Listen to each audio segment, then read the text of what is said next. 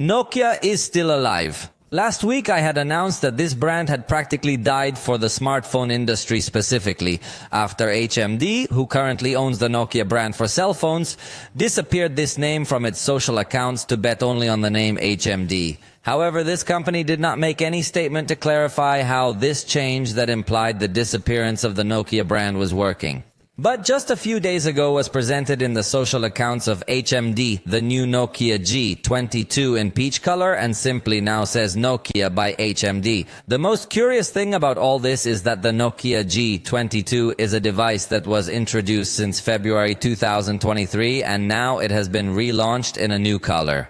So, apparently, Nokia devices will continue to be presented and simply in their advertisements and publicity it will appear that it is Nokia made by HMD. Surely with this they are trying to get HMD to gain a little more visibility in the market to later launch devices solely under the HMD brand. So if you had mourned the death of Nokia, it's time for you to collect your tears because it seems that they live on.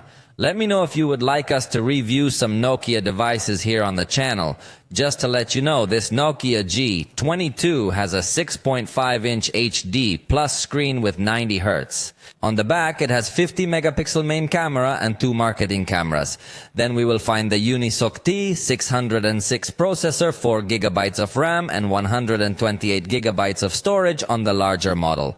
The battery is 5050 mAh with support for 20-watt charging and arrives with Android 12, although with 2 years of guaranteed updates. But considering that the device was actually introduced in 2023, it is likely to arrive with Android 13 and only have 1 year of updates left. We don't know exactly how it works in this case, that the device was originally released some time ago, but now it was released in a new color only.